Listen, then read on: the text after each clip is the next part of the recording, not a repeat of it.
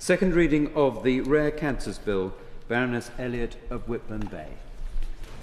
My Lords, I beg to move that this bill be now read a second time. My Lords, it is a great honour to be opening this debate today on the Rare Cancers Bill. I want to thank Dr Scott Arthur, the Member of Parliament for Edinburgh South West, who, when drawn number 6 in the private member's bill ballot in the autumn of 2024, chose this crucially important subject for his bill, and for the energy he has put into getting this bill to this point with the support of his amazing team. When my dear friend Dame Siobhan McDonagh MP asked me if I would meet with Scott with a view to taking this bill through this House, through the House of Lords, I of course agreed. That conversation led to me having the privilege of supporting this bill here today. I want to start by setting out the background as to why this bill is necessary and, in my view, why it is urgently needed. The term rare cancers, in the terms of this bill, mean the cancers that affect less than 1 in 2,000 people, according to the UK Rare Diseases Framework. But in many ways, I feel the term rare cancers is misleading because they represent 47% of all UK cancer diagnosis, which is 180,000 people a year, being diagnosed with one of these rare cancers. However, disproportionately, they represent 55% of cancer deaths in the UK every year. And whilst we hear of the many amazing breakthroughs in cancer treatment frequently, and we welcome all of them, that save and extend lives for many people now living with cancer in ways that even a decade ago were not possible, those amazing breakthroughs do not apply to those people being diagnosed with one of these rare cancers, where often treatment and survival rates have not improved for decades. With so many people dying of these rare cancers every year, something has to be done to improve this situation. The measures in this bill take the first steps to do that. I want to talk a little bit today about why I feel this is so important and why I wanted to help and support taking this bill through Parliament. I remember the day that Siobhan told me what her sister Margaret had been diagnosed with and the bleak prognosis she had been given, as if it were yesterday. As many people in this chamber know, someone who is affected by one of these rare cancers and will have had that same experience. I want to talk about a couple of things that have crossed my life to do with rare cancers. 20 years ago, my son went to a new school for his sixth form. One of the teachers was the mother of one of his friends at that school. There'd be various fundraising events for the charity she had set up for inflammatory breast cancer, which my family would support. 2 years later, my twins went to the same school for sixth form. One day, in walks my 17-year-old Georgia and says, "I'm going to do a skydive to raise money for Mrs. Cummings' charity." I have to say, she needed my permission because she was under 18, but there was no way I couldn't give her that permission. But that was the energy that Mrs. Cummings had amongst her pupils. So a few weeks later, I met the incredible woman that did the inspirational teacher that was Lainey Cummings. I spent 2 days sitting chatting to her whilst waiting for the weather to clear for my daughter to jump out of a plane. And I knew just why my children and many others thought the world of Mrs. Cummings. I'd never heard of inflammatory breast cancer, but after those 2 days, I knew the symptoms and have been very aware of it ever since. Sadly, only weeks later, Lainey died, having been clear of the disease for about 8 years. Then I came to the awful day I learned how gravely ill Siobhan's dear sister Margaret was. One of those days you never forget. Baroness Margaret McDonagh was a distinguished member of this House for many years, known to many here today and a friend to many. I had worked with Margaret in the 90s at the Labour Party, a brilliant organiser in a class of her own, and we became friends. And if you were lucky enough to have Margaret as your friend, you were very lucky. She was one of the most loyal, kind, and sometimes very scary friends you would ever have. A week or so after Margaret fell ill, I was with Siobhan on a parliamentary visit, on a day when Margaret was waiting to have her first surgery. I asked how she was and what could be done. To my horror, Siobhan said she had a glioblastoma tumour. She was having surgery that day, followed by other treatments, but the prognosis was bleak. I could not believe that a strong, driven woman like Margaret, that only 3 months before had been at our wedding, dancing the night away, full of energy, had in effect been given a death sentence. Over the next 18 months or so, I watched Margaret fight her cancer with the same determination and energy she always had. Sadly, she did not win this one, and left us 2 days before our 62nd birthday in June 2023. The consultant she had found who treated her with some of the things not available on the NHS was Paul Mulholland, who gave Margaret many more months with us. A man many of us have got to know in Margaret's last campaign, being driven with that same grit and determined McDonough energy by Siobhan to find a cure for glioblastoma. But whilst the campaign has raised large amounts of money and now his patients are in its first trial, the question I ask is, why do we have to raise money to do this in this way? Why are the huge research programmes within our health ecosystem not doing this? That is where this bill today comes in. It is a very short bill, but will make a significant difference to what we have now and be a first step in starting to tackle the issues for people facing a diagnosis of one of these rare cancers. So let us look at what this bill will do. Its aim is to improve survival rates and outcomes. Clause 1, Marketing Authorisations Review, requires the Secretary of State to review the regulatory framework for orphan medicinal products relating to cancer. The review must consider international regulatory approaches. A report must be published and laid before Parliament within 3 years of royal assent. It applies UK-wide. Clause 2, Duties of the Secretary of State, amends Section 1A of the National Health Service Act 2006, explicitly requires promotion and facilitation of research into cancers affecting no more than 1 in 2,000 people in the UK. It requires arrangements to be in place to enable identification and contact of potential clinical trial participants. It creates a statutory role of National Speciality Lead for Rare Cancers. That applies in England. Clause 3 is information disclosure for research.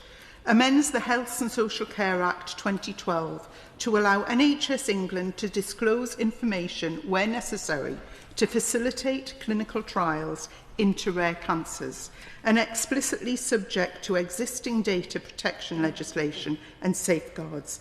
It applies in practice to England. This bill has had cross-party support, government support and many charities, to name a few: the Brain Tumour Charity, the Blood Cancer UK, Pancreatic Cancer UK and the Less Survivable Cancers Task Force. It passed through the House of Commons unamended, and it is a bill that can genuinely impact many lives in a positive way. I look forward to hearing the many contributions today from noble lords in this chamber. My lords, I beg to move. Yeah. The question is that this bill be now read a second time. My lords, it would be rare for any noble lord in this House to not know or someone affected by cancer. Indeed, in the UK, nearly 500 people die from cancer every day. But those figures are not just abstract, they represent personal lives, families, friendships and futures cut short. I want to commend the Noble Baroness Lady Elliot of Whitburn Bay for picking up this bill and for so clearly setting out the bill's impact. I do know Dame Siobhan, I didn't know the late Baroness MacDonagh, who was clearly beloved by many. But the impact of this bill, I think, will go a long way. I'm Vice Chairman of the APPG for Cancer, and I'm speaking for that reason, but also for a personal reason. This bill is about giving hope to people like my friend Dawn. She's my longest standing friend from school. Just a couple of years ago, Dawn was diagnosed with a blood cancer with absolutely no prospect of a cure. Likely average lifetime of 5 years. Could be shorter, could be longer. Dawn introduced me to my favourite band Muse, and we attended concerts together for many years. I have to say, the thought that there may be no more of that by the end of this Parliament is almost unbearable. But this is what cancer takes. Not just life, but shared moments and plans for the future. In terms of cancer, what is increasingly common and deeply troubling is that people are often diagnosed either without clarity about the type of cancer they have or without a clear understanding of treatment options because their cancer is so rare. As the Noble Baroness set out, rare cancers may be individually uncommon, but collectively they are anything but rare. And around 1 in 4 diagnoses is for a rare or less common cancer. That consequence then for tens of thousands of adults and children each year whose experience of cancer is then markedly worse than those of patients with more common forms. The outcomes for patients with rare cancer are consistently poorer. Diagnosis, if it can be done at all, takes longer. Specialist expertise is harder to access. Clinical trials are more difficult to find and treatment options are limited. And I don't believe that is because the science is beyond us, or certainly I hope not, but because our system has not been designed with rare cancers in mind. And this bill seeks to address that gap. I certainly commend Dr. Arthur MP for using his place in the private member's ballot for sticking to his guns and getting a bill addressing this issue. I must admit, when I first saw the bill, having been Secretary of State, I was a bit surprised he felt specifically legislation was needed on identifying this research, but I do understand, having spoken to him about this bill, why he has done this. He was right to press ministers and the Department for change, and he explained to me some of the personal impact that this issue had had on him. Now, this bill does recognise a simple truth that pharmaceutical investment naturally gravitates towards issues affecting larger numbers of people, and without targeted intervention, rare cancers have fallen through the cracks. And I believe that this bill provides that intervention in a proportionate way, working within existing institutional frameworks. The bill in particular tackles a major barrier to progress. It's good to see my noble friend Lord O'Shaughnessy here, who did a brilliant review on clinical trials, so we will avoid talking about that. But I think it is important to recognise some of the history, particularly things like the COVID vaccine, that so many people coming forward to offer to be in trials was one of the reasons why it was able to be developed and allowed to be deployed so quickly as it was. The bill also should improve coordination. Rare cancer certainly demands specialist knowledge, yet expertise is fragmented.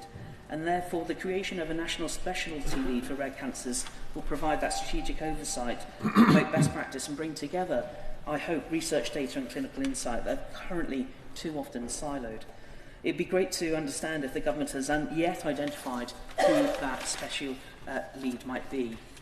In terms of the issues about regulating marketing authorisations, I think it is important to say that we need to make sure the regulation is agile enough to support small patient populations in trials and precision medicine. I have no concerns that safety standards will be weakened down. These delayed diagnoses, ineffective treatments and fragmented care are not cost effective, and we need to make sure that we get to a point where these are not just economically sensible, but absolutely vital that we pursue to give hope to people. Now, I did flag in advance to the Minister I want to ask a couple of questions. One is technical, simply asking about reference to the NHS in this bill. I'm hoping that she can assure me that the bill coming to abolish NHS England will explicitly address this. The other was linked to Dame Siobhan MacDonagh's ongoing concerns about NIHR and trials. Funding was provided, not enough as that has been spent or been done. when the Minister set out a plan for the work. My Lords, this bill can and must give a new focus and impetus to exploring cures for rare cancer patients. That's why I commend it to the House. I thank the sponsors of this bill, Dr. Scott Arthur and Baroness Elliot of Whitby, for bringing this bill to this House. After listening to the stories, excuse me if I'm a bit emotional, because I too have experienced grief recently from rare cancers.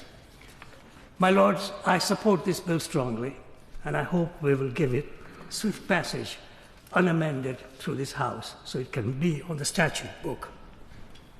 I have some one or two concerns. First of all, I understand the need for the review of relating to marketing authorization, because we do need drugs to be developed urgently, and we do require, therefore, regulation to change that will allow for this. And I look forward to listening to Lord O'Shannessy about the novel ways in which the clinical trials can be conducted to speed up this process. What I have concerns about is the timelines. My Lord, this bill gives hope to people with rare cancers, from diagnosis of terminal illness to hopefully treatment. And that's what we're hoping this bill will do. But a timeline of 3 years to carry out a review and no plan of implementation of that review seems rather long. Timelines for processes and progress are in years, while timelines for tumors to advance is in weeks. Patients with rare cancer cannot wait longer. So I hope we'll address this issue about timelines. That applies also to the reports to be produced every 3 years as indicated in the bill. I think the idea that there will be a lead clinician for specialist rare cancers is good, with a duty to guide, coordinate, and promote research for rare cancers. As we heard, funding for rare cancer is abysmally low. About 1/10 of the total government funding for research related to cancer goes to rare cancers. And that must change, because as we already heard, 50% of the deaths related to cancer are in rare cancers. And unless we change that, it will not make any bit of difference. Research is important, but the bedrock of research is the requirement that all these tumors, rare tumors, are genetically sequenced. And therefore, drugs that are already exist can be repurposed to treat diseases. I'll give you an example. A gene called BRAF V600E, which is a gene associated with certain forms of melanoma, was found to be effective to treat certain kinds of brain cancer. And therefore, it successfully treated people with rare breast cancers. Charities such as Salivary Gland Research UK, who have given me a good brief, and Breast Cancer Justice have pleaded for sequencing, genomic sequencing of tumors. And this we must do for each and every case, to build up a registry, not just of patients who have suffered from rare cancer, but patients who are on the register with this tumor. And we should also ask, like Breast Cancer Justice has asked for, that the tumors be frozen at the point that they are managed or they are obtained. Because without frozen tissues, we will not be able to carry out molecular studies in the future to determine whether there are genes that are affected, and therefore drugs could be developed related to that genes. So it's important that we do create a registry, not just of database of patients, but also of molecular genes. My Lords, I hope this bill gives much hope to patients, and I hope it will get the certificate. I'm sorry for my...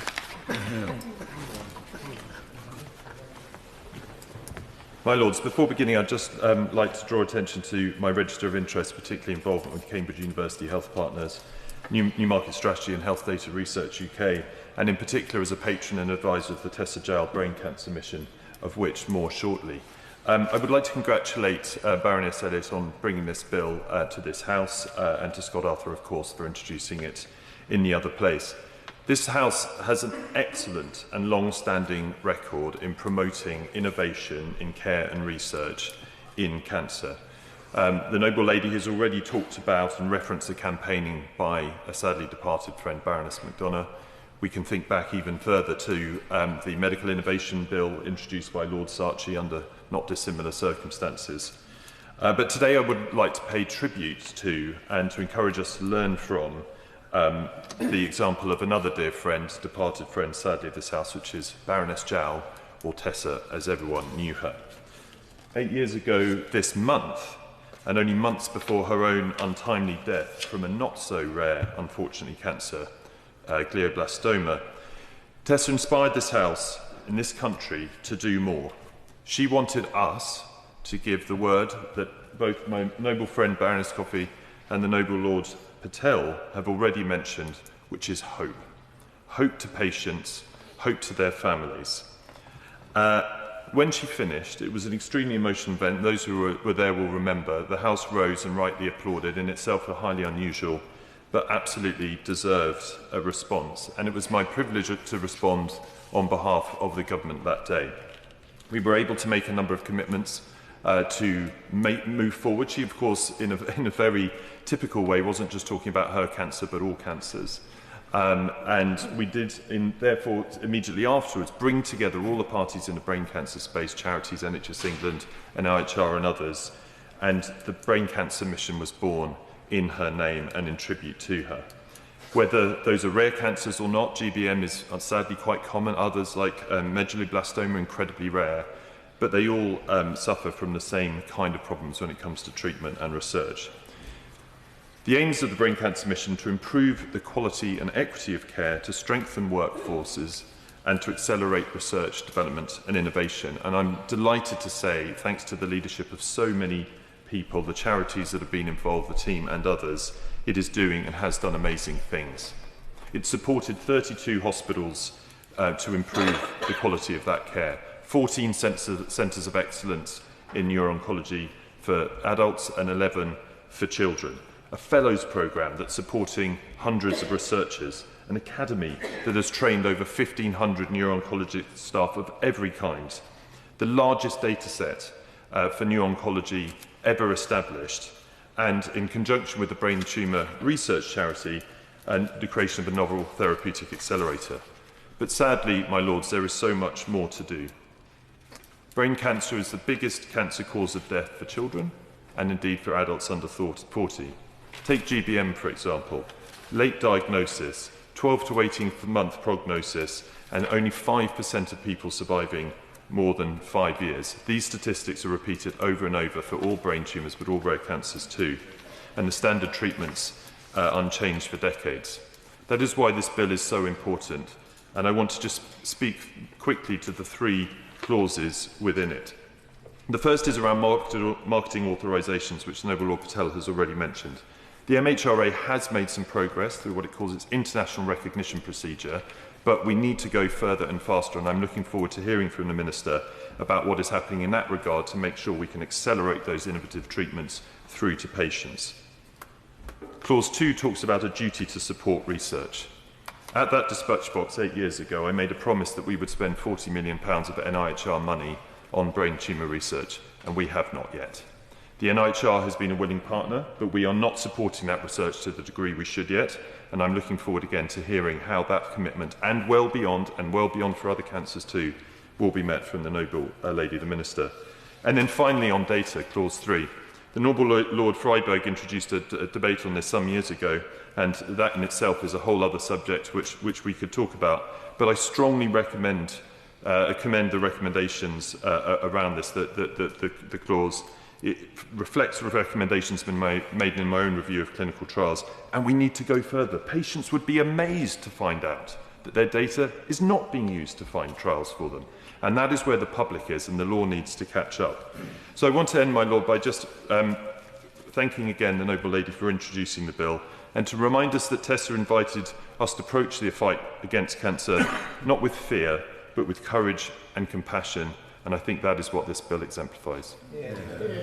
My Lords, can I just take 1 minute time this morning? Firstly, to commend what has just been said by the Noble Lord, who I was pleased to work with many years ago when he was the Minister. And I'm very pleased that he's recalled the last occasion that my long-standing friend Tessa Jowell, Baroness Jowell, made in this House. I had the privilege of being the immediate speaker after her, which is one of the most difficult occasions of my life. Sorry, well, my noble friend, so his name is not on the list to speak in the next speak. My Lords, I'm sure that not only in this House but across the country, people are grateful to Scott Arthur MP and Lady Elliott of Whitburn Bay for introducing this incredibly important bill.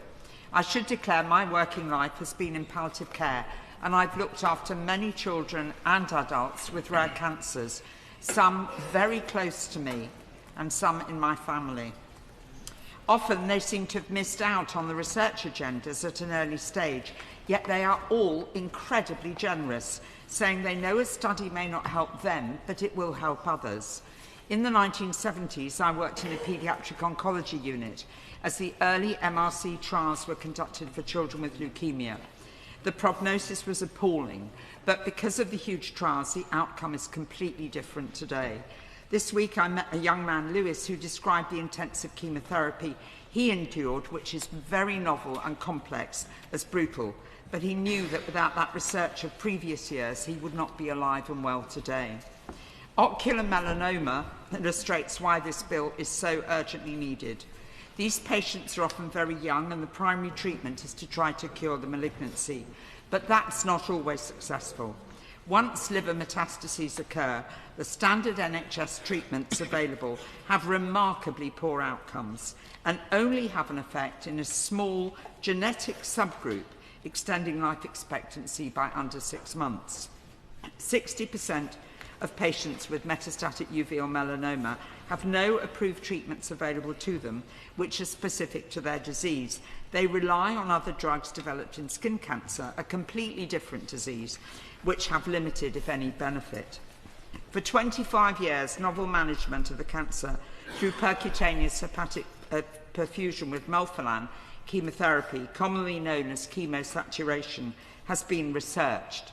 It delivers high doses to the liver through a tiny catheter fed up through the groin while filtering blood to protect the rest of the body. The liver deposits shrink, some dramatically, with an overall 84% clinical benefit rate with improved quality of life markers.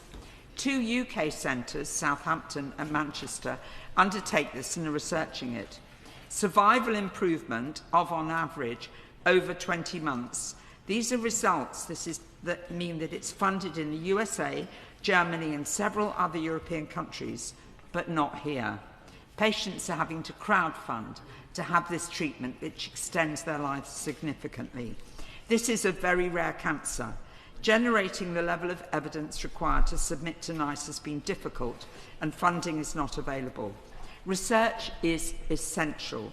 The national lead on rare cancers must be able to link across the UK for every person to have the opportunity to participate in research and benefit from advancements that develop through fast-track programmes. The national lead will need to address time-limited interim access pathways to clinically appropriate treatments for rare cancers, while longer-term commissioning decisions are under consideration, where published clinical evidence and specialist expertise already exists. Time is not on the patient's side. So I ask the Minister, when will the clinical lead be appointed? And is the database live across the whole of the UK already? And will the lead be able to review individual funding requests for exceptionality when no alternative exists? so that patients with rare cancers are not left without access to life-extending treatments, and importantly, they and those who love them are not left without hope. Hear, hear. My Lords, it's a great pleasure to follow the noble Baroness Finlay, who always speaks with authority on these issues. I particularly agree with her on the timescales, and indeed with the noble Lord Patel. If anything can be done about compressing the timescales, I think that would be very welcome. Could I associate myself with others who've congratulated and thanked the noble Baroness Elliot of Whitburn Bay for bringing this legislation forward? It clearly is extremely important, and also to thank the Honourable Member for Edinburgh South West, Dr Scott Arthur, for introducing the bill in the other place. My Lords, there are two very obvious things about cancer research funding. We spend a lot on cancer research funding, is the first clear thing, but we don't spend nearly enough, and that, I think, is something that this legislation will help with. There are three key things about this legislation that have been referred to, but I'd like to stress them too. First, the role of the Secretary of State in relation to orphan drugs, those drugs, those treatments that pharmaceutical companies don't pursue because of lack of commercial return. That clearly is something that a review will highlight, and hopefully action will follow from that. It needs to. Secondly, the contact registry, clearly vital, and to facilitate that work and bring forward that legislation is something that this legislation is doing. And I know that my noble friend Lord O'Shaughnessy has done a lot of work in this regard, and I'm sure his contribution in this legislation will be considerable. The legislation also provides, as has been said, for a named individual responsible for overseeing the delivery of research into rare cancer treatments. Nothing could be more vital than having that champion, I think, against rare cancers, and I very much welcome that. My Lords, if I could move from the schematic and the general thrust of this legislation to the personal, to the deeply personal, the fight against cancer, against any illness, should unite us all. Indeed, it does so, irrespective of party, of race, of colour, of gender, of age or social background. The very words rare cancers lend to cancer an exoticism it doesn't deserve. To sufferers, to their families, to their friends, it's a cancer, plain and simple, a cancer that they want to combat and defeat. One such sufferer, whom I know and is in the public gallery today, is Dan Horrocks. He's a parliamentary assistant in the Commons. He's a father, a husband, and a 4 times cancer survivor. He has fought this dreadful disease, in his case brain tumours, over the last 14 years. For Dan and for millions of others, of sufferers, their families and their friends, this legislation is more than welcome, and it deserves our wholehearted support. Yeah.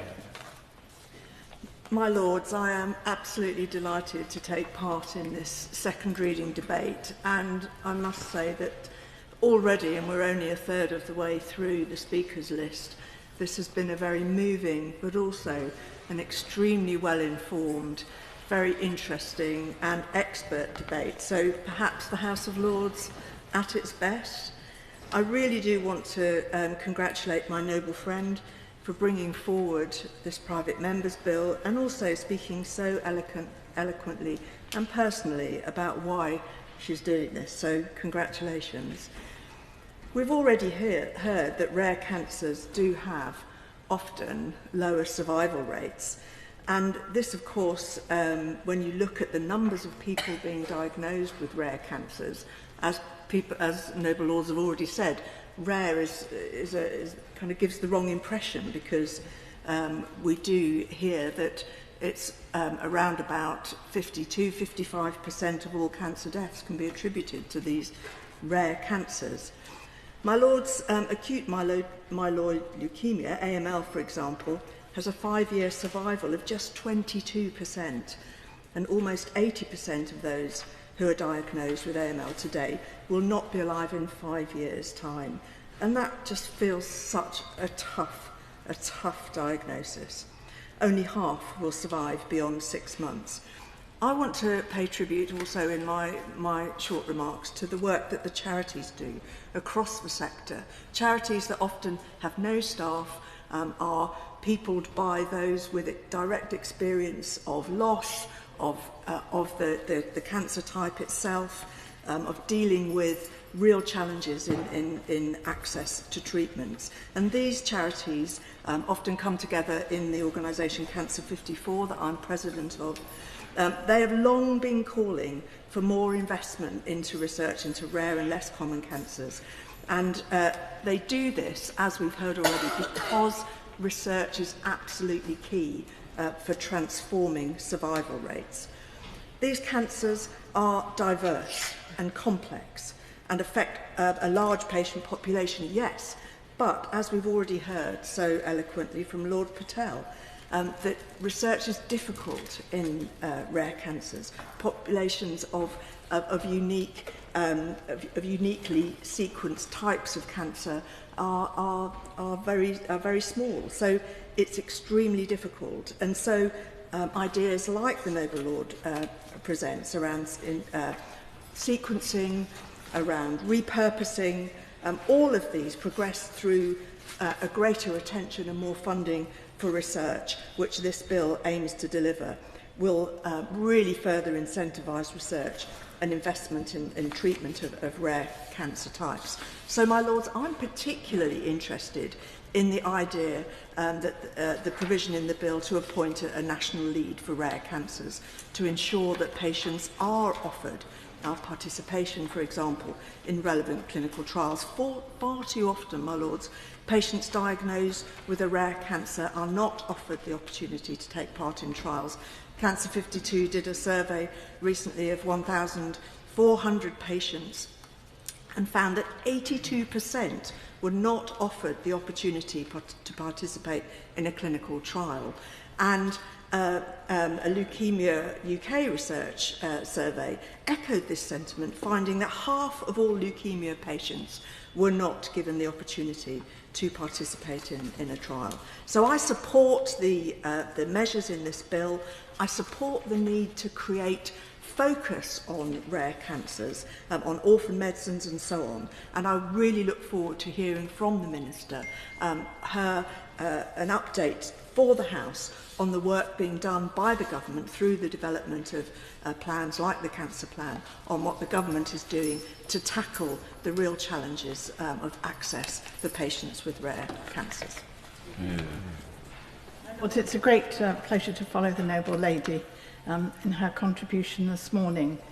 This short but very important bill was brought from the Commons in July last year. I think many of us feel we've waited a very long time for it to appear on the floor of this House, so I very much welcome it today. I was first contacted about it by one of the many charities who are very involved in this, by the Pancreatic Cancer UK charity. And sometimes when we hear of cancers, whether we are personally involved or not, we become quite surprised that this particular cancer is regarded as a rare cancer, and to find that there are so many of them, well into 3 figures.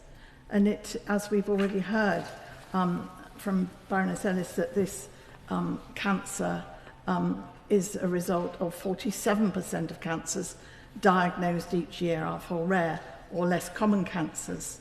They account for 55% of cancer deaths, and they include some of the lowest survival rates. In the past, I've been very interested and had communication with head and neck cancer charities, blood cancer charities, and even within one particular charity, there will be many cancers that are regarded as a rare cancer. And of course, this bill seeks to redress these poor survival rates with greater focus, particularly on research. The Less Survivable Cancer Task Force supports this bill, and they say the bill would ensure that a named lead in government, as we've already heard, with a responsibility to support research and innovation for rare cancers. As it stands, these cancers often struggle to attract research funding and attention compared to other diseases. A named lead would ensure there's a strategic focus on rare cancers in government for the first time. This would help to coordinate efforts, look at gaps in a comprehensive way and ensure these cancers become the main priority. And I hope when the Minister responds, she might flesh out a little bit about how she sees that role developing. It would also ensure patients can get better access to and to find relevant research and clinical trials. I think many of us have encountered people who in diagnosis of a rare cancer, or very often just any cancer, are desperate to find trials that are going on. Where do you start to look? Who holds this information? This is a very important part of this bill. Currently, many patients with rare cancers miss out on potentially life-extending clinical trials simply because they don't know about them. The current system makes it difficult to match eligible patients with appropriate trials, meaning trials can struggle to recruit enough participants and potentially promising treatments can't move forward. I'd like if the Minister could tell us how the medical profession, starting at primary care, accesses themselves this sort of information when a patient is in front of them. And it places a duty on the government to review and potentially strengthen orphan drug regulations. The orphan drug regulations aim to incentivise research into rare diseases because the current incentives for pharmaceutical companies to develop treatments for rare cancers aren't strong enough.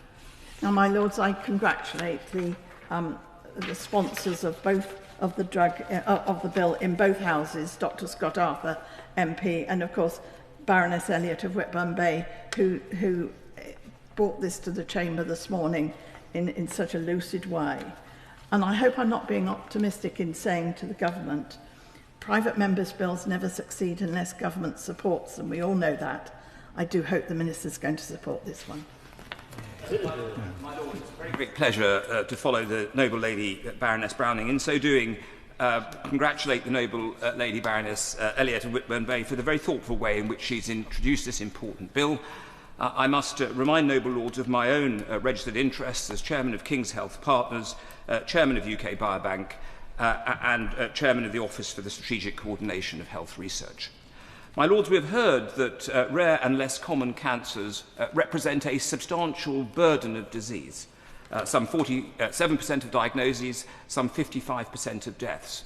And this is striking because the poor clinical outcome has been attributed to a lack of research, a lack of coordination in care, and a lack of application of resources to ensure that clinical outcomes can be improved. And the bill before your lordships today addresses all of these matters by ensuring that there's greater accountability, by ensuring that regulation is improved, and most importantly by ensuring that we can drive forward a meaningful research effort for a series of cancers that represent by themselves small numbers of patients, but collectively represent, as I've said, a substantial burden.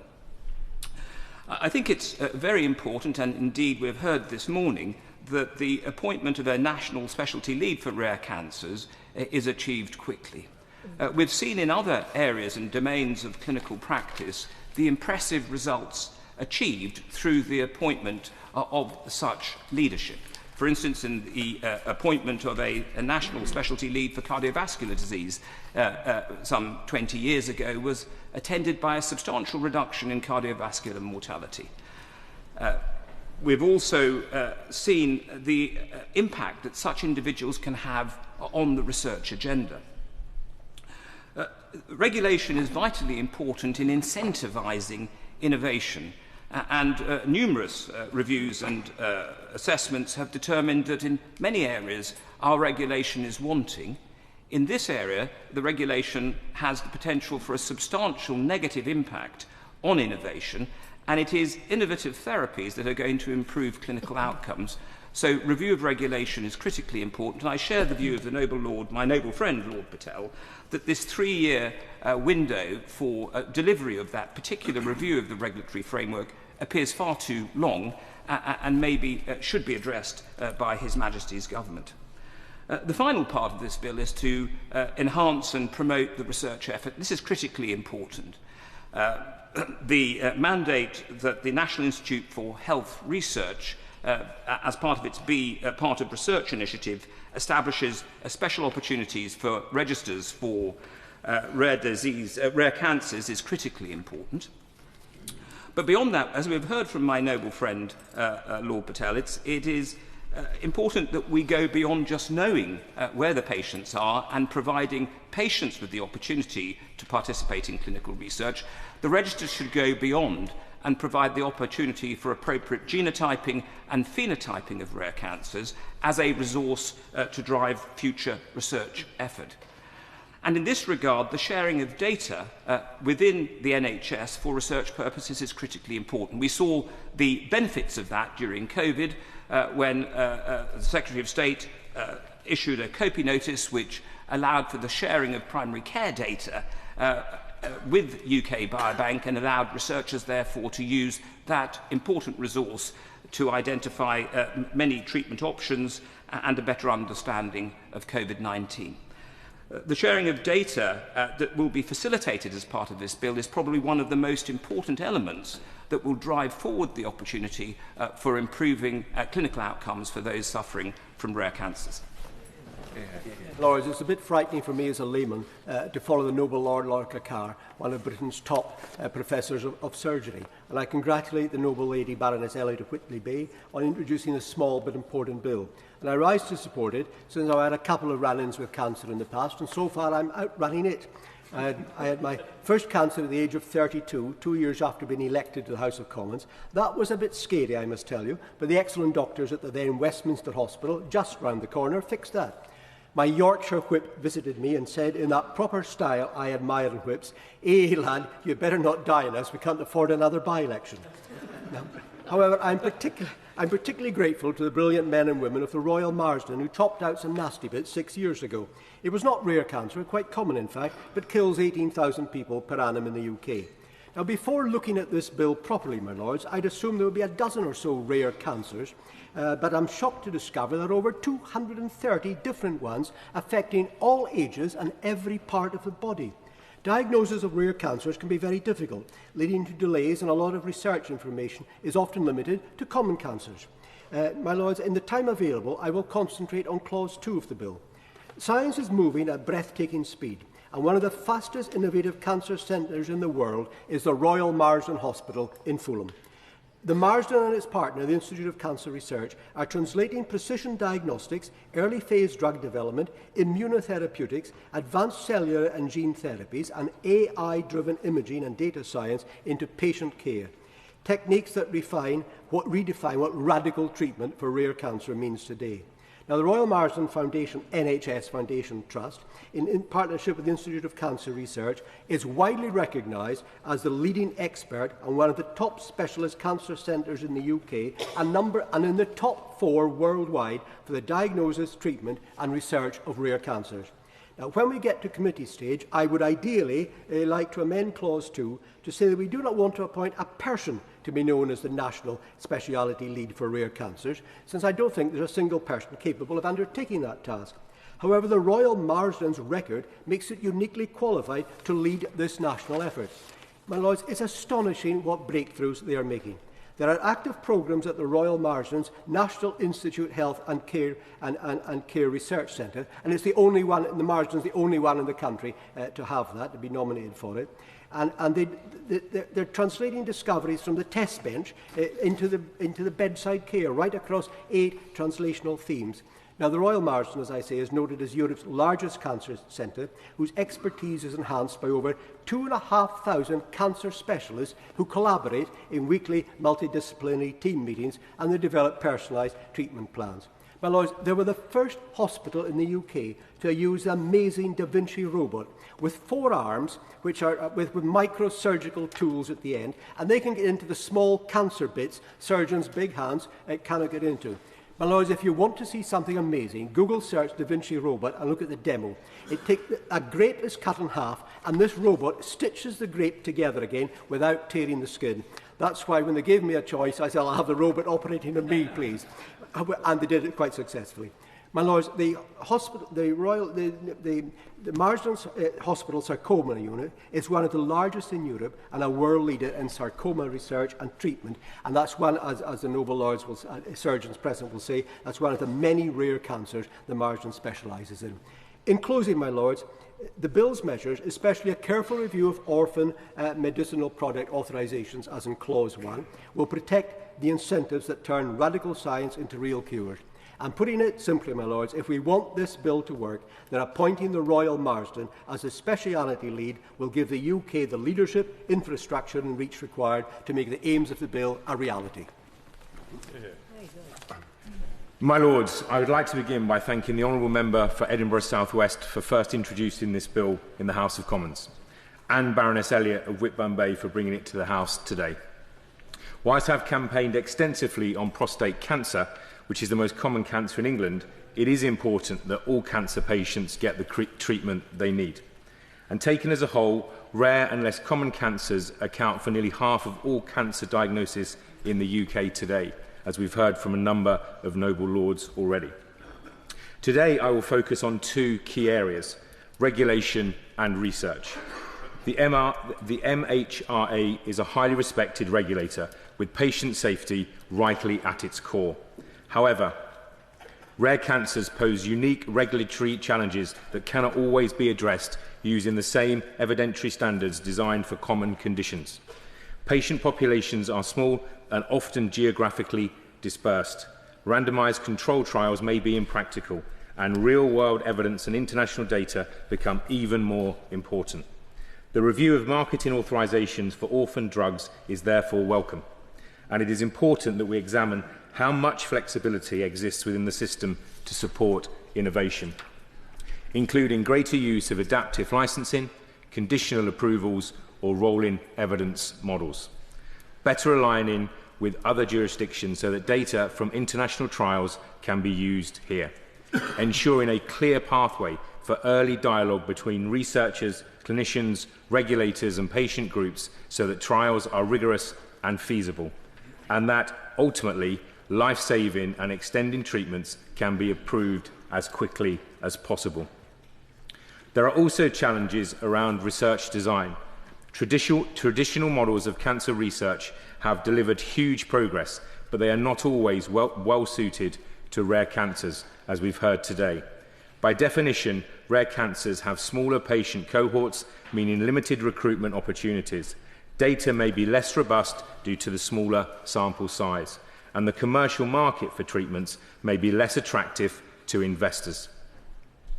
And the bill's emphasis on facilitating research and improving patient identification for trials is therefore critical. But this must go hand in hand with regulatory improvement to see safe treatments quickly brought to market. I would like to briefly highlight two examples. The first has already been mentioned, is glioblastoma, a rare and aggressive brain tumour. Survival rates have not improved in more than 50 years, and treatment options remain limited. Yet the nature of it means research is complex, trials are difficult to design, and patient numbers are necessarily small, making innovation, improved trial access, and regulatory flexibility essential if outcomes are ever to improve. I also wish to briefly return to prostate cancer. Within it are rare and aggressive subtypes that behave very differently from early-stage prostate cancer. Rare subtypes of common cancers like this can face challenges strikingly similar to those experienced by patients with rarer diagnosis. This is not about competing for resources, but highlighting the complexity of these issues. I support this bill as one with potential to make a real difference for patients whose diseases have too often been overlooked. We need a research environment that can gather robust data, reach the right patients, and be supported to develop new treatment, and a regulatory framework that reflects the unique challenges that come with rare diseases to get safe and effective treatments approved as quickly as possible. If we get this right, we can not only improve outcomes for people with rare cancers today, but reshape how we think about evidence, regulation and fairness in healthcare for years to come.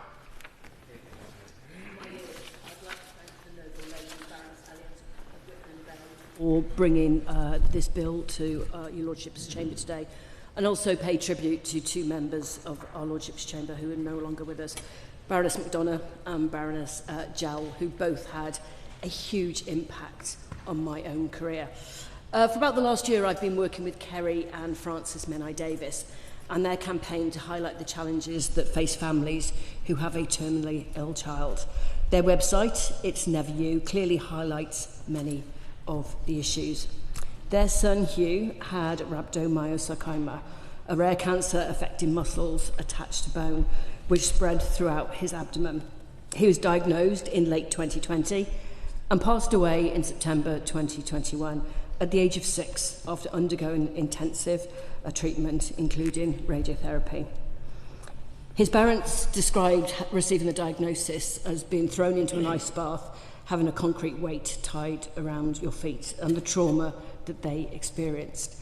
With my work with them, I have an amendment in the Children's Wellbeing in Schools Bill, which may be debated on Monday, which asks for more research to find the true extent and impact that rare cancers have on families. And it seeks to require the Secretary of State to report to Parliament on the barriers preventing parents being at the bedside of critically ill children. My Lords, the Journal of Paediatric Psychology and the Lancet Psychiatry has said that 30 to 50% of parents with critically ill children meet the diagnostic threshold for PTSD. The BMJ Open has said that parents are more likely to experience anxiety, depression and suicidal thoughts, and mothers have a 50% increase in mortality. And while there's no current target for research or funding allocation to be spent on paediatric cancer research, it appears that it's only 3% of current spend, the national spend, is put in this area because it's rare. But we've heard in your Lordship's chamber today that these cancers are far from rare, and we have to look beyond seeing it as a market to how we can truly help people. So I would like to see a minimum annual research target that is set for rare childhood cancers and that the progress is published. My Lords, I strongly support this bill, especially the creation of the National Speciality Lead, and I hope that we can do that at pace, because the impact of this bill will be felt by so many, not just those with a cancer diagnosis, but their families as well. And we've heard that a number of organisations that support this bill. Cancer Research UK and others have highlighted how many fewer treatment options there are for those with rare cancers. And also brain cancer patients have been in touch with me to say that they need far more support. My Lords, this week Kerry and Frances Menai-Davis hosted an event in Parliament and they now campaign under the banner, Parents Deserve Better. My Lords, yes they do, and this bill will help with that. It's an honour to follow my friend, the Noble Lady Baroness Grey-Thompson. And if I may just turn to the Lord O'Shaughnessy, who reminded us of that day when I was sitting here, and that special day when Tessa Jowell spoke. But if I can add, and I think this is what Lord Blunkett was trying to say, that he, the Lord Shaughnessy, he replied in that difficult moment with sympathy, with empathy and dignity, and I will always remember that too. I register interest. I am the Vice Chairman of the All-Party Group for Brain Tumours, and I was diagnosed with a brain tumour back in 1988, and I'm one of the lucky ones. And following the words of Lord Patel, and I understand his bravery and his pain, many patients are unaware that tumour tissue removed during surgery may be used for diagnostic refinement research and the development of future treatments, and that patients have choices about how that tissue is stored. This is acute in brain cancers and other rare cancers, where diagnosis is devastating, treatment is urgent, and patients and their families face complex decisions at moments of extreme distress. So in the forthcoming cancer plan, I believe there should be, one, a commitment to improving public and patient awareness of consent, including for tissue use in research, a commitment to clear and consistent national messaging developed with patients and carers about how consent can work, and a commitment to find ways so that the public can give advanced information advanced informed digital consent rather than at that moment of crisis. And let me pay tribute to the Professor Katharina Kurian, Professor of Neuropathology at University of Bristol Medical School. She has advised me, she is a friend, and sadly some months ago she lost her own husband to brain cancer. And finally, earlier this week, I also had the privilege of meeting two courageous young men, Tom Riley and Dan Horrocks. My noble friend Lord Bourne has just spoken beautifully about Dan, both of them suffering from brain cancer. But rather than just suffer, what they have done is they've set up a grassroots organisation called Brain Cancer Justice, a movement of patients and families living with the consequences of, as they describe, under-research, fragmented trials, and a lack of accountability. They agreed that whilst the bill in itself is modest, it is, however, essential. And I congratulate Dr. Scott Arthur MP and the noble lady Baroness Elliott and thank them for their leadership. My Lords, the bill provides that leadership that will improve access to clinical trials and tests whether the incentives for rare cancer medicines are indeed fit for purpose. And I'm honoured to support this bill, but I urge the Minister to find a way to get it on the statute book as quickly as possible. My Lords, I'd like to thank and congratulate Baroness Elliott of Whitburn Bay for bringing this into this House and for being able to get all of us in this chamber to be able to focus on these issues. And we've heard from a number of colleagues here about their own personal stories, people they know, and of course those we admire. I think today of my dear friend, the former member for Oldham East, Phil Willis, who today is challenging, and fighting for his life against one of these terrible cancers that we face. I just want to declare my interest. I am the trustee and director of the Follicular Lymphoma Foundation, the UK arm, the US arm, and the Israel arm. It's an international charity established to try and find a cure for follicular lymphoma. Because my real declaration of interest is my wife suffers from this cancer, an incurable cancer, but a chronically treatable cancer.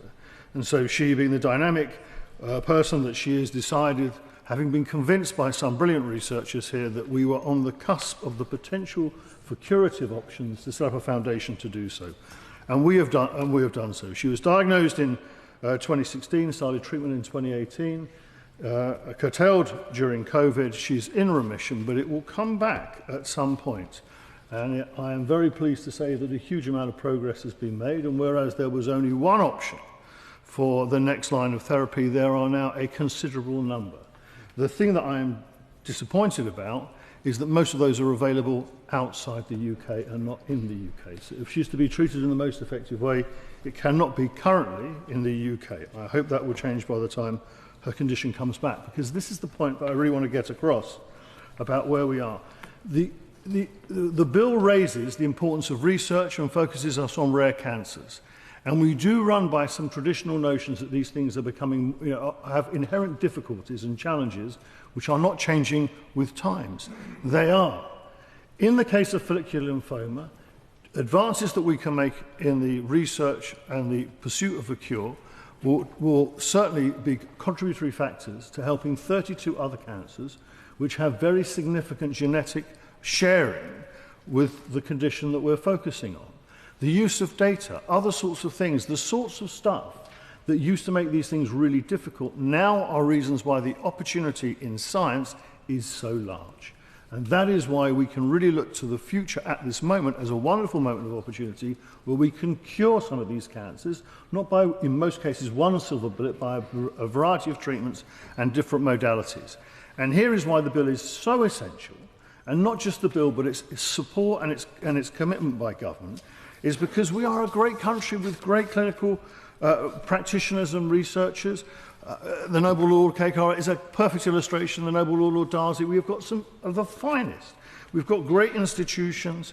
We've got a great history behind this. We've got scale and we've got opportunities not fully tapped with the NHS. But we are falling behind because of things that we're not doing in research, actually in culture, because of the consequences of the lack of research money from Brexit and others. even with philanthropy and capital.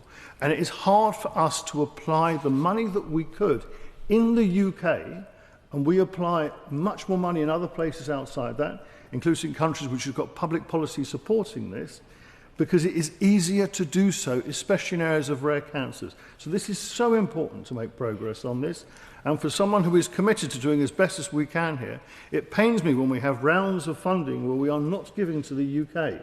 We are in other places, or even where countries of a smaller population, where data is so important, we use a place like Israel, which is able to scale what it's got in a way that we can't. We are the country that should be at the lead of this. But finally, I just want to turn to the point. CAR-T is a key therapy for us.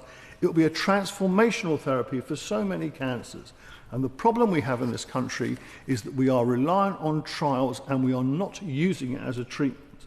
And it's not just that Charlotte, a patient suffering from it that I know who was told this will be the next line of therapy, it is no longer available, even at King's, one of our great institutions, which can't even recruit people for it, because the real challenge here is that we have to send out these samples to another country to get them done, whereas in other countries they have labs in the hospitals which do these treatments. If we just focus on not applying the best that we can do, supporting the research, but getting it into treatment so that we have the right relationship with pharma and biotech, we will restrict ourselves. This bill is a start, we have to support it. I'm humbled to be following the Noble Lord Mendelsohn and indeed previous contributions. I don't know much about all this, and that's, you might wonder why I'm speaking in this, because it does seem to me to be something for people who've got knowledge, specialities, personal experiences. But the reason is, and I congratulate the Noble Lady Baroness Elliot of Whitburn Bay and indeed the Member of Parliament, Dr. Scott Arthur MP.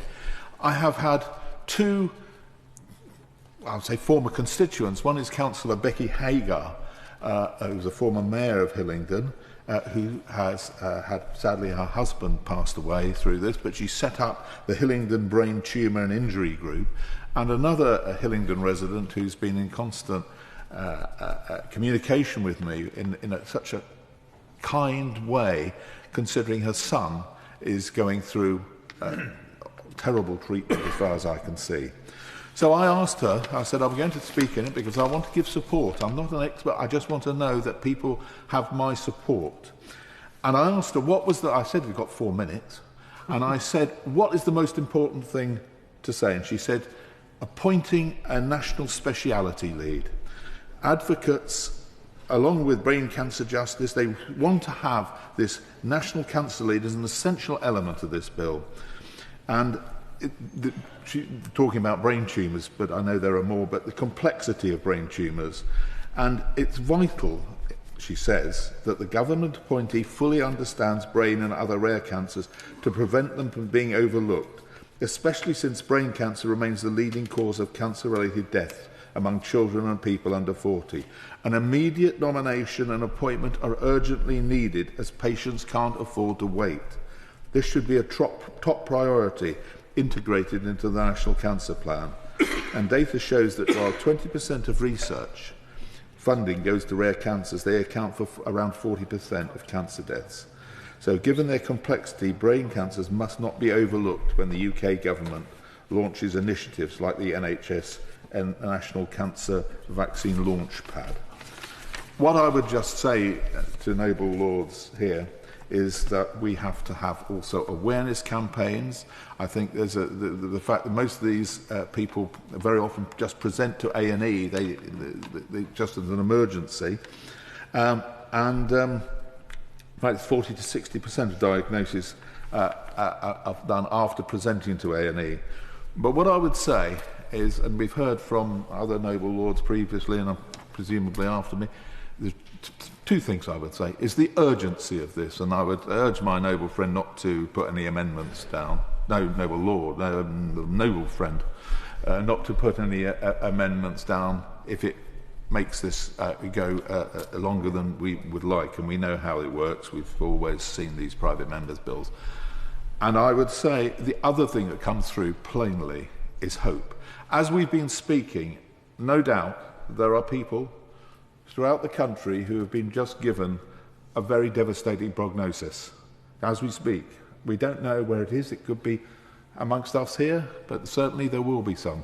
And this bill, as far as I can say, may not be the answer, but it will give hope. So I give it my full support. Yeah.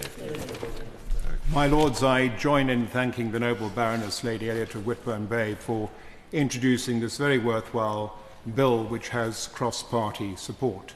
I should declare a personal interest that I was diagnosed with lung cancer last year.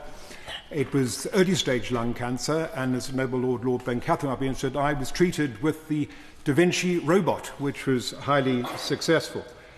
But the statistics are alarming, as other noble lords have mentioned. Rare cancers account for up to 47% of all diagnoses, and sadly 55% of all deaths. And we often speak of the battle against cancer in monolithic terms, if it was a single enemy to be defeated. But the reality is, it is a war fought on 1,000 different fronts. As we're all aware, pharmaceutical companies are profit-driven enterprises. When a cancer affects only a small number of patients, the potential revenue cannot justify the enormous cost of drug development. And it means, sadly, that patients with rare cancers are often left behind. Not because treatments are impossible, but because they are not profitable.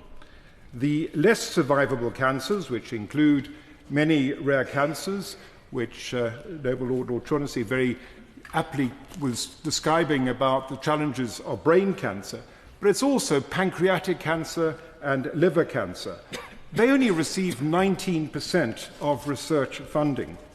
And when markets fail, it is the responsibility and duty of government to step in. Now, I was interested to see that the US Orphan Drug Act of 1983 was highly effective in America in dramatically increasing orphan drug approvals, but concerned that way back in 2013, the UK was ranked second in the orphan drug availability, but in last year it was ranked 11th. I welcome the fact that this bill will provide accountability through a named responsible lead, as well as a review of orphan drug regulations to identify improvements. And the review would be an opportunity to ask what we can do better. This review and this bill would also improve our research infrastructure by ensuring that patient data from across the UK is shared and accessible for clinical trials. And for diseases this rare, every patient counts. Connecting researchers with eligible patients is a fundamental barrier that this bill will help to dismantle. And it's encouraging that the bill has the support of so many notable charities in the cancer space. And it calls, essentially, for a review rather than a prescriptive change. So as the noble Lord, my noble friend Lord Patel mentioned, we are seeing huge advances in genomics, creating more targeted treatments of rare conditions. And my Lords, in conclusion, this bill is not a panacea. It is a starting point. It does not in itself solve the complex and contentious issue of NICE appraisals or the affordability of these high-cost medicines. It creates the conditions for new treatments to be developed. It provides the framework for that intervention. It is a modest, it is a sensible and a pragmatic proposal, and I wish it a speedy access. My Lords, it's a privilege to speak after my old friend, the noble Lord St. John of Bletsoe. I declare an interest as an officer of the APPG on less survivable cancers, which is a term that is more or less interchangeable with rare cancers as used in relation to this bill. I want to take this opportunity to thank the wonderful young people who work for the Less Survivable Cancers task force which stands behind the APPG and brings together so many of the charities that work, for example, Pancreatic Cancer UK, which has been mentioned before, brain tumour cancers, charities and so forth, to try and achieve something on this front.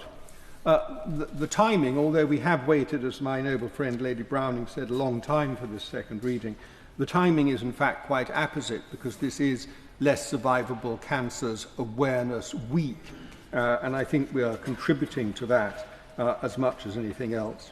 I also want to declare that, like other noble lords, I mean, I am a survivor until now of a less survivable cancer, having been diagnosed with a terminal esophageal cancer 2.5 years ago, which remarkably has been in complete metabolic remission for most of the last 2 years. I want to congratulate, of course, Dr. Scott Arthur and the noble Baroness Lady Elliot of Whitburn Bay for introducing the bill. I want to make only 2 points, really. And the first is I want to depart slightly from the noble Lord St. John of Bletsoe in raising a tone of criticism, a word of criticism of what we might call big pharma. In my case, the immunotherapy drug that I think was probably crucial in achieving my recovery was in fact developed for breast cancer. Breast cancer is, of course, a cancer which is profitable for the pharmaceutical companies, so they've developed some wonderful drugs. But GNI cancer, my cancer, is part of a group of cancers that have come under the heading of GNI cancers. GNI cancer oncologists have adapted it and used it and taken it to treat esophageal cancer and other cancers of that sort. And so I think we must be careful of shunning the big pharmaceutical companies. They are the source of much of the innovation, and it's a staggering pace of innovation that we're seeing that was mentioned by the noble Lord Mendelssohn. And I think it's up to us to work with them and to get the best out of them as far as we possibly can. The second point I wanted to make is that it is easy to think that these cancers have suffered from a sort of casual neglect, that we just haven't bothered with them or put enough money into them. In fact, they do present very acute difficulties of their own as far as research is concerned. One of them is conducting trials. The fact is that if people diagnosed with one of the less survivable cancers tend to die very quickly. Many of them have very short survival periods. And conducting trials with patients who do not have, who are dying very fast, if I may say, is very, very difficult. Very difficult to construct a trial which gives you the result that you want. Now, I think that's the sort of thing that I have great hope in the National Lead for Rare Cancers being appointed here. The right person can make a real difference in pulling things together so that we can get some trials going for these cancers that could produce statistically valuable results. I've got great hope for that. The other thing we should be doing, if I may say so, is ensuring that the transition from diagnosis to treatment is very, very rapid. That is something that doesn't require research. It is in our hands already because it's essentially an organisational matter. I just conclude by saying that if you are presented suddenly, as usually a sudden event, you're suddenly presented with a cancer diagnosis and that you're told you're facing death in a year or so, a short period ahead, you want to know the government and the state is on your side. This sort of bill, this bill, is a good example of government showing that they're on the side of people facing very difficult circumstances. Yeah. My Lords, this bill touches a matter close to my heart on which I've worked for on and off for over a decade, since my sister Annabelle fell ill with mesothelioma in 2012 and her daughter, my niece Blossom, died of neuroblastoma a few years earlier. While survival in common cancers has improved over time, progress has been limited in less common cancers, as we've heard, and almost negligible in rare cancers, reflecting the limited research funding available for these awful diseases. As a result, this bill has my full support, and I would like to thank both sponsors for taking this bill through both houses. Being an enabling bill, I thought it would be most useful to share lessons learnt over that time, including the risks policymakers must navigate in its delivery and possible role of new technology, and our return to Horizon Europe to accelerate the delivery of benefits to patients with rare cancer from any new funding. Firstly, these cancers and other neglected diseases like chronic fatigue syndrome and long COVID face a structural catch-22. With no historic research funding, they have limited research capability. When their few brave clinicians try to secure funding, they compete against academics in well-funded areas with resulting strong citation track records. As a result, they cannot compete and fail to get funding, perpetuating the cycle. UK R&I are loath to create disease-dedicated funding streams in case scientific quality falls and citations per R&D pound invested drops. A solution to this catch-22 must be found. Perhaps UK R&I could bundle all these neglected diseases together, which would maintain competition and so scientific quality, but on a much fairer basis. I would urge ministers to direct research funders to explore the merits of such a scheme. Secondly, the fastest way to save lives is care quality improvement. As the Noble Lord Shaughnessy and Lord Hackar and Lord St John and others have rightly drawn attention to, while the UK has great data for such analysis, we fail to put its insights rapidly into the hands of clinicians who can use it. For instance, there are recurring delays in processing of pathology reports for the National Cancer Surgery audits, driven by the needs to manually process significant volumes of unstructured data.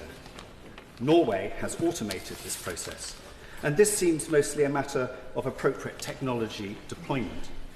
Perhaps Baroness Blackwood, in her new role as chair of the Health Data Research Service, could help expedite such a change. Finally, we all know that the UK's cancer outcomes lag those of our European peers. I would like to commend to Noble Lords the amazing programme of the anal cancer in Leeds Teaching Hospital called AtomCat. Using privacy conservation technology, they have developed a way for an international consortia of hospitals to rapidly compare clinical practice. That provides direct exposure for UK clinicians to learnings in better performing peer countries, so accelerating UK cancer care improvement.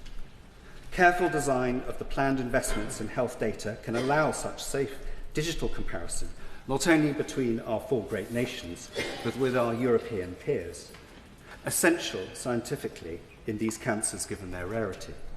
Now that we are back in Horizon, such investment would also position our digital researchers to compete for and secure European funding. I wish this bill a speedy passage. Hold on.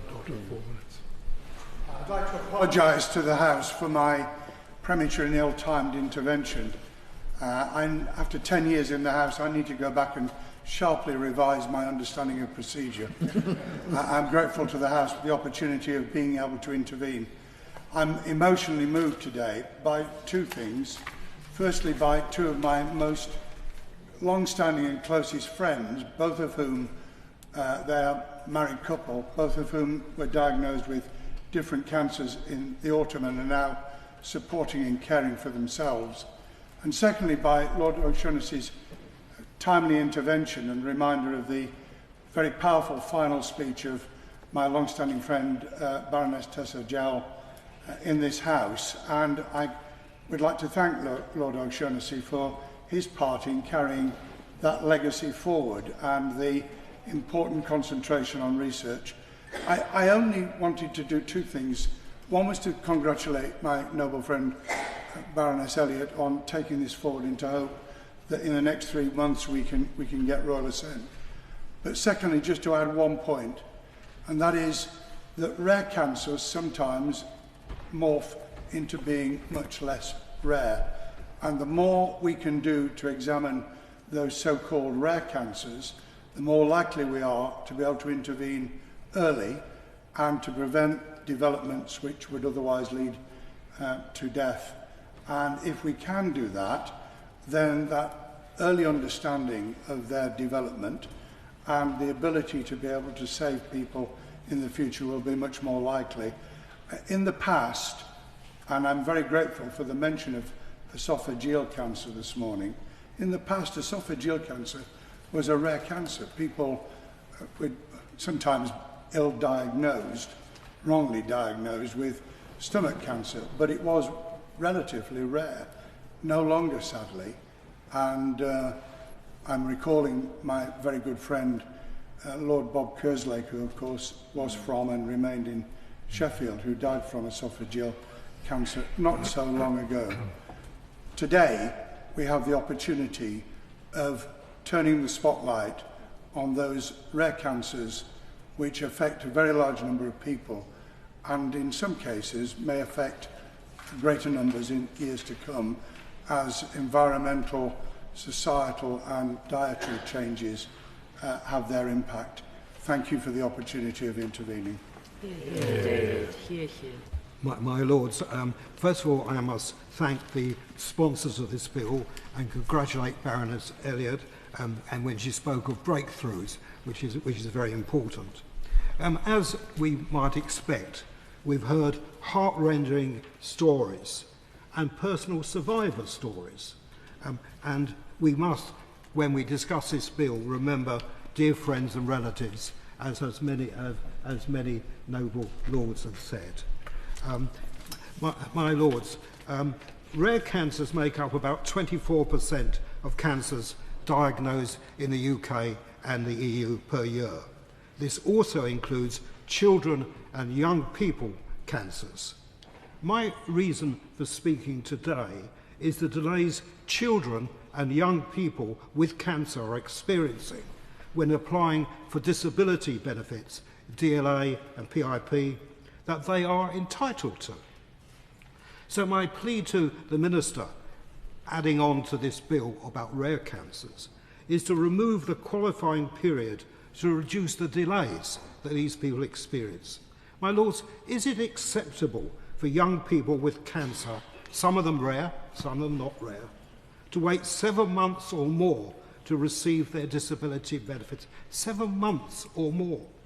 Every year, about 4,200 children and young people under 25 are diagnosed with cancer, some of it rare cancer. Beyond the medical impact of cancer, children, young people and families also face a hidden and often devastating financial burden of living with cancer. About £700 in additional costs every month for items including travel to hospital, food, energy bills, childcare, parking, accommodation and more. Due to the immediacy, intensity and impact of cancer and its treatment, most young people and families experience the burden of these additional costs immediately after diagnosis. More than 3 in 5, 64%, face extra expenses within the first month. Within 3 months, this increases to 4 in 5, 79%, while the impacts of cancer persist beyond treatment, with benefits still needed after treatment. The most significant costs for many occur during treatment, particularly the crucial first few months following diagnosis.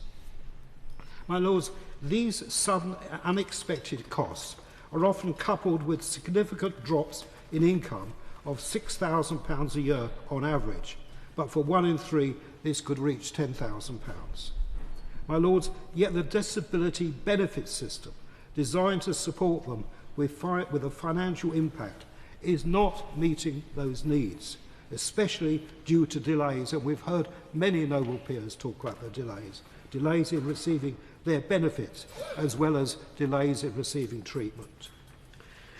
My Lords, to address these delays, children and young people with cancer and their families should be entitled to access welfare benefits immediately following diagnosis and not be subject to a full qualifying period. My Lords, the application process for welfare benefits should be simple, efficient, streamlined, utilising medical evidence to quickly determine eligibility for payments. My Lords, we deal here with rare cancers, but we must also talk about people being diagnosed with cancers and the stresses they have and how we deal with that. I hope the Minister, when replying, will address these delays, but from these benches we support this bill.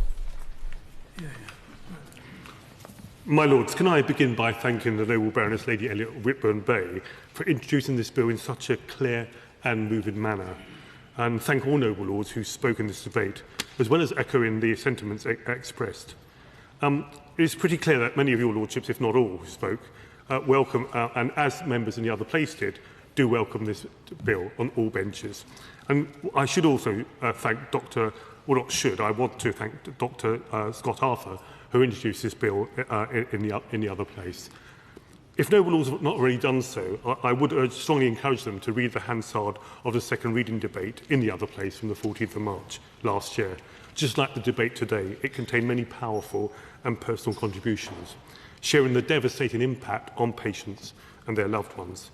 And can I particularly thank those Noble Lords who shared their own experience, however difficult and emotional it may have been. I could sense a few tears being shed around the house. I also have a personal story. I lost my mother-in-law, who, despite growing up in an era of Les Dawson jokes about mother-in-laws, I loved very dearly. And sadly, she died due to a cancerous brain tumour a few years ago. The Noble Baroness Lady Elliot has very clearly and persuasively set out the purpose and content of the bill. But I think it's important to look at the three important asks. First, placing a legal duty on the Secretary of State for Health and Social Care to promote research into rare cancers, driven by a National Cancer Speciality Lead for Rare Cancers. As two of the experts in this House, the Noble Lords Kekar and Noble Lord Patel also mentioned, it's really important the role, and also my noble friend Lord Randall, having a specialist lead to drive this forward, and the example that was given of the effectiveness of specialist leads in other areas. Secondly, the importance of improving access to clinical trials, particularly through the use and better use of sharing of data. And some of the stories we heard today, people still can't believe today we are still not sharing some of that data that should be available. And thirdly, requiring the government to conduct a UK-wide review of the regulatory framework for orphan medicinal products used to diagnose, prevent or treat cancers. Now, these three objectives are sensible and laudable, but the thing is, how do we deliver this? How do we move from aspiration to implementation? And as the excellent briefing from the library makes clear, we are dealing with a stark reality, because rare cancers, despite the name, account for almost half of all cancer diagnoses in the UK each year. A point that my noble friend Lord Catherine made about there being over 200 rare cancers and how many people it affects. And yet, they're often harder to diagnose and treat than the most common cancers, but there are many reasons for this. And a few reasons were explained today, partly because patient populations are smaller and more dispersed, which makes recruiting sufficient numbers for clinical trials very difficult. A point made by my noble friend Lord Moyland and noble Lord Mendelssohn, and also a point that was addressed, I know, and was addressed in the review by my noble friend Lord O'Shaughnessy. And one of the reasons as well is that there are less commercial incentives to develop new treatments compared to more widely medicines. Now, as an academic, and in fact I apologise for not declaring my own interest at the beginning, I am a Professor of Politics and International Relations at St Mary's University in Twickenham. And I'm helping them on opening a new medical school there. And also I'm teaching a module to MBA students on healthcare policy and healthcare strategy. I also have an academic link to the University of Buckingham, though not to the medical school that is there, but I just want to make sure I've covered all bases. But as an academic, I was looking at some of the papers around this, and the 2024 paper by Danielson, Prime and Lata found that cancers that are most common in teenagers and young adults are different from the types of cancers that are common in children and older adults, and their survival for the same cancers can differ. just shows how incredibly difficult it is to tackle this issue. And crucially, the Teenage Cancer Trust report that cancer treatments can be less effective for young people as there are less research and clinical trials for this particular age group. And the range of rare cancers, as my noble friend Blancathra said, over 200 we're talking about, is vast. Blood cancers, cancers of the female reproductive organs, head and neck cancers, pancreatic cancers, brain cancers, and many more besides. And that's why it shows what a complex and challenging problem it is. But that means that should not be an excuse for inaction. And as all noble lords have said, the call for action is now. So by introducing this bill, the noble Baroness Lady Elliot is shining a light on an issue that too often receives insufficient attention, and proposing a measured, thoughtful and practical set of steps to make medical progress. Quite often at this dispatch box, whether in government or whether in opposition, we hear about government aspirations rather than firm steps. And this was a very practical proposal to the government.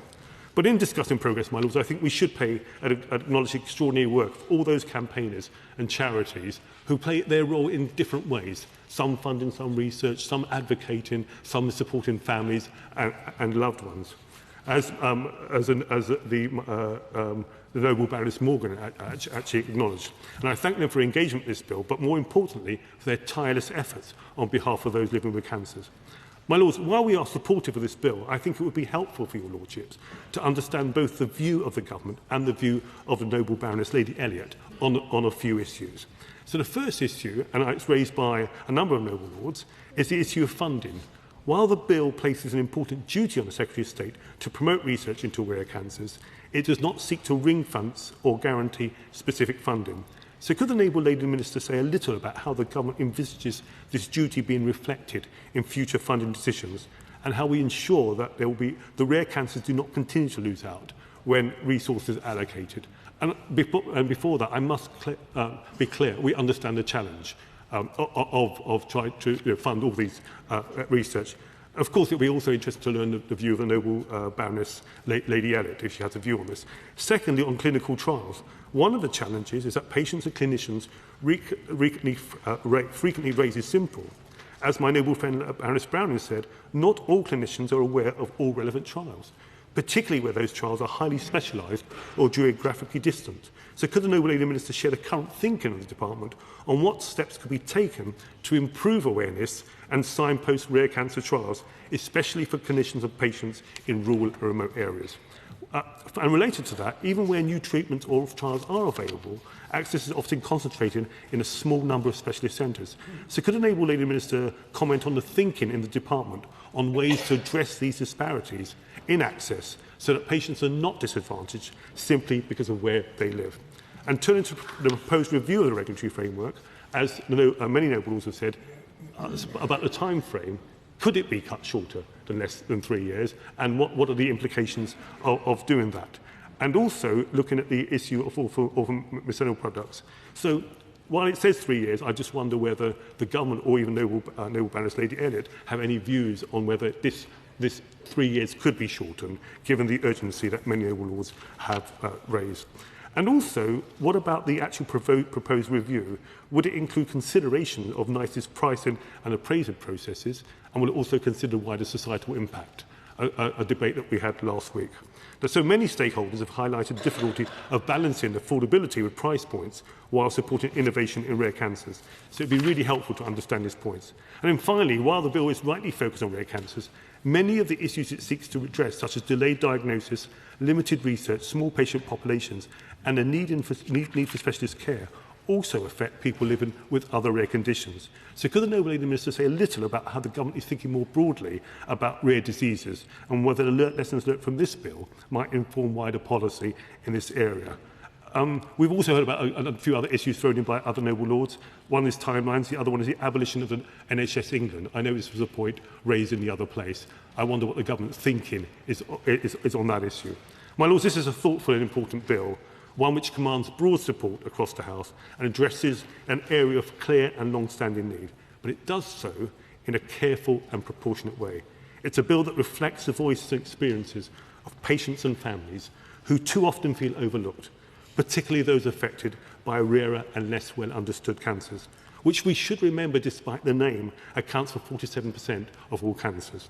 This alone is an important and welcome development, and I commend the bill's sponsors for that. The questions I pose are not intended to delay, but they are intended to be constructive to understand how the bill would operate in practice, how ambitions could be turned into reality, and how principles might inform and provoke wider thinking across government. I hope my questions will be seen as constructive. But once again, I thank the Noble Baroness Lady Elliott for her leadership on this bill and look forward to working with her and supporting its progress through the remaining stages. My Lords, I am delighted to pledge the Government's full support for this bill. It is very much aligned with our commitments. It strengthens the research ecosystem. And most importantly, I agree with the many comments today that it gives hope. It gives hope to patients and families who are affected by rare cancers. And I'm glad that the bill also has the support of the Noble Lord Lord Kamal and the Noble Lord Lord Palmer on behalf of their benches. I am most grateful to Noble Lords for their points and proposals today, and I will be reflecting on them after this debate with the Minister in this area, Ashley Doughton MP, and also Zubair Ahmed MP. And I'm also very touched by the fact that so many peers have shared their personal experiences, whether of their own or of their loved ones.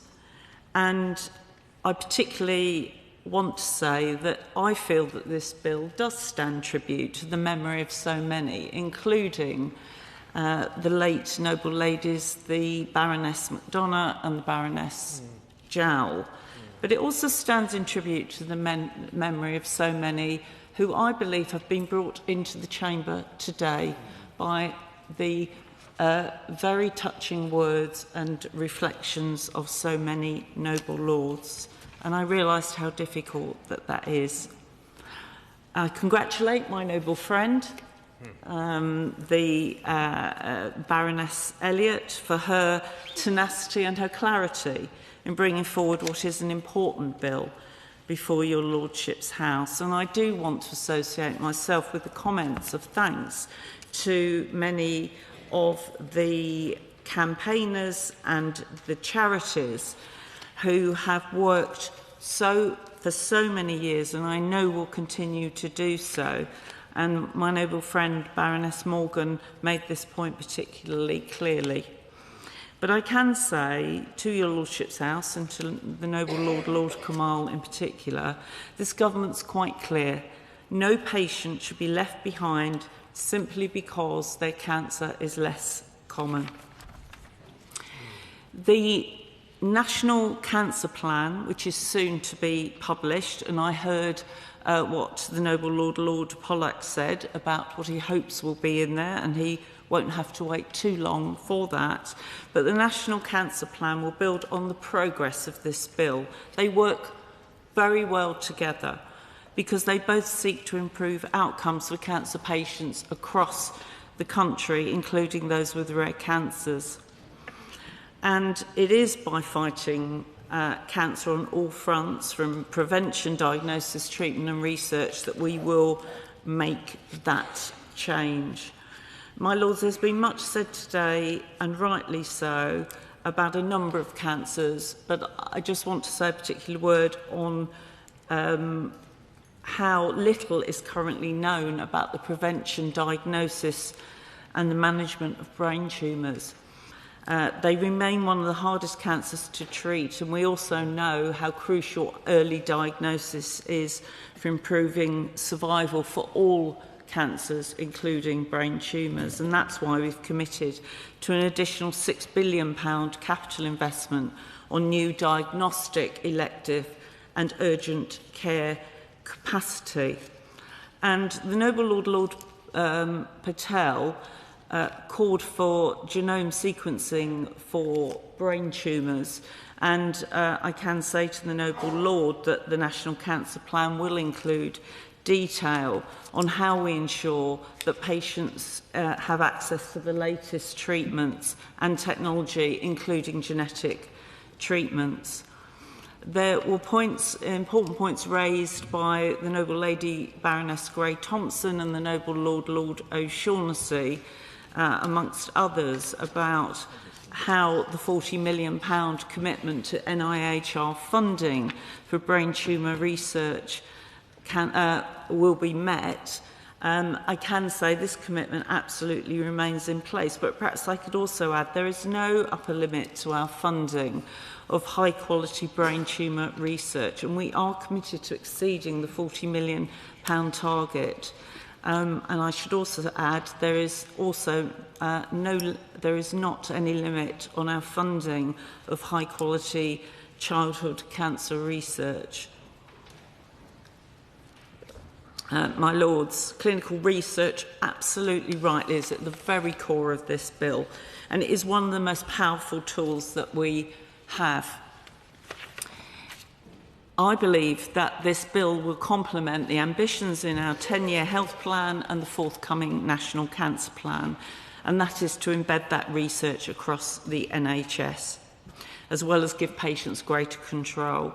And it will make it much easier for researchers to connect with patients with rare cancers and to streamline the recruitment for clinical trials and ensure our regulatory framework actually delivers for those who need it most. The Noble Lord O'Shaughnessy, the Noble Lady Baroness Finlay and the Noble Lady Baroness Browning raised points about the database. Yes, the database is live across the UK. It is a UK-wide registry, and I would certainly urge everyone to sign up to be part of research in order to connect with trials today. The Noble Lady Baroness Browning also asked about strengthening of orphan drug regulations, and I just would say we must ensure there is a detailed review before there's any decision-making related to the regulations. To the Noble Lord Pollack, we will ensure that we do all that we can to improve how we use research, data for research, and also to raise public awareness of consent. And I certainly fully support the digitisation of advanced consent, as he referred to.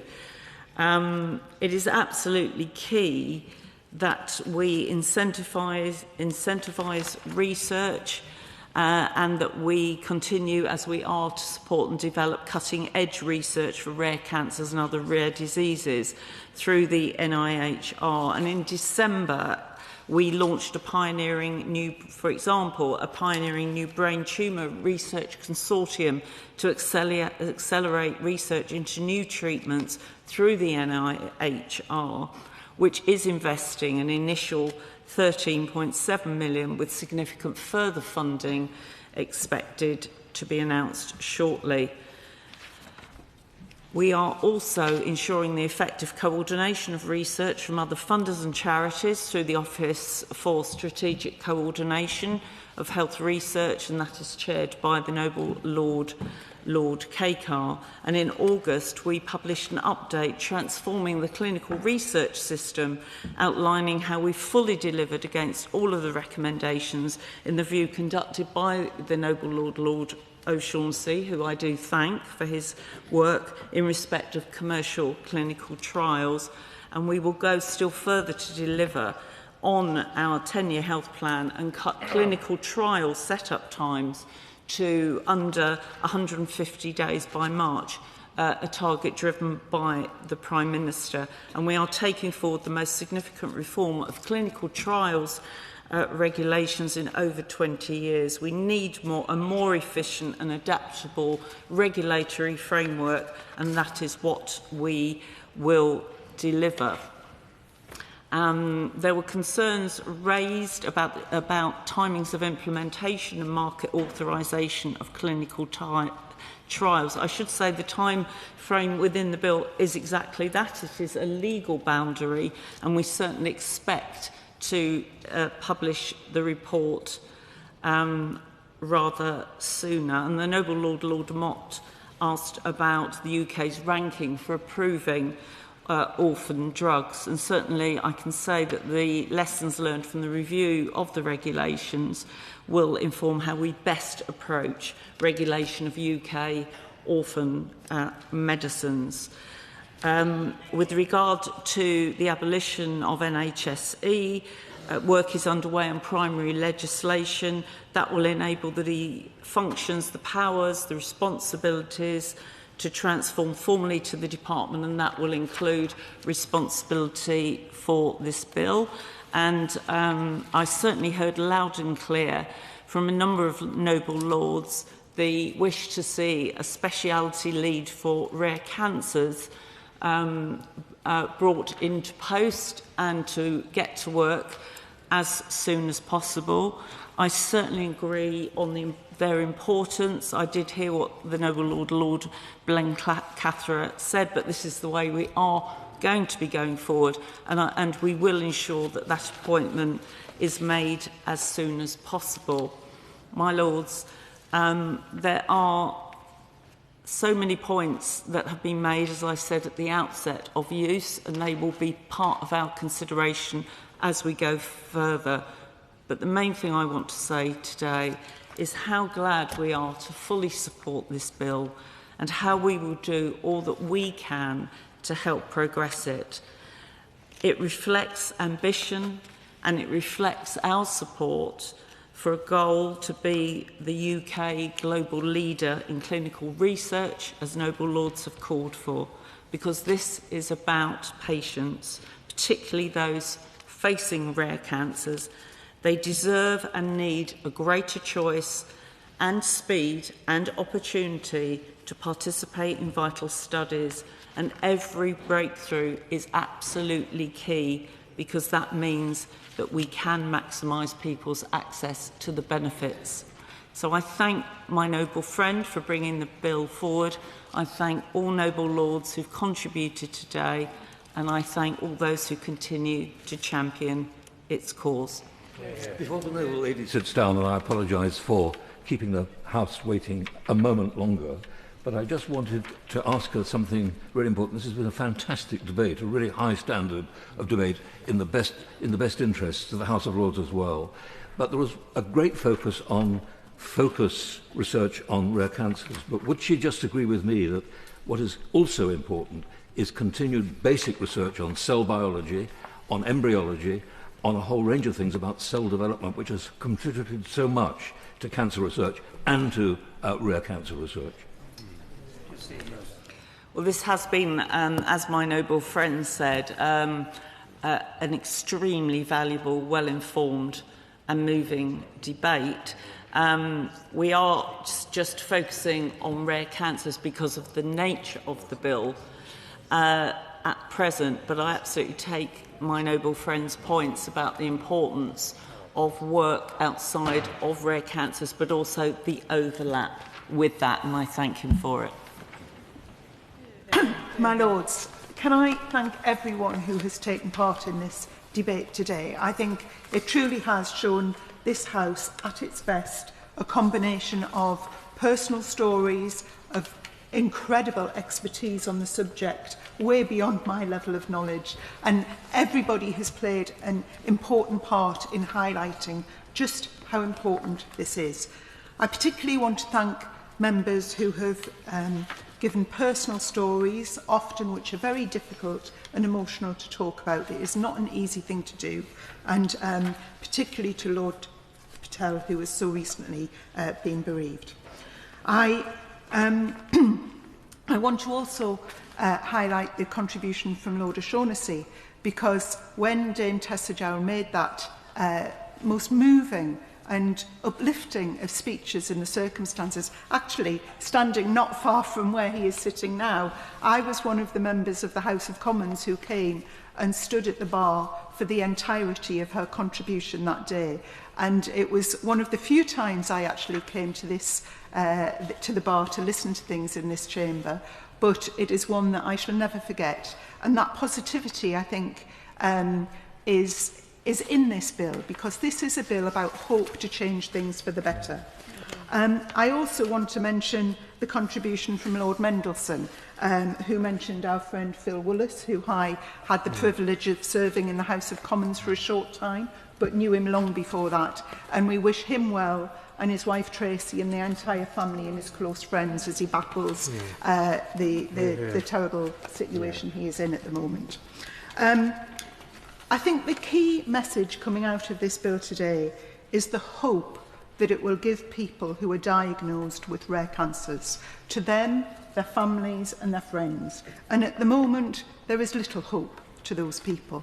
So in thanking Dr. Scott Arthur again, his staff, the charities who've got us to this point, I think let's leave here today with the hope that this bill can really change things for the better. I beg to move. The question is, this bill be now read a second time. As many as are of that opinion will say content. Contrary not content, the content have it. My Lords, I beg to move that this bill be committed to a committee of the whole House. The question is that this bill be committed to a committee of the whole House. As many as are of that opinion will say content. The contrary not content, the contents have it.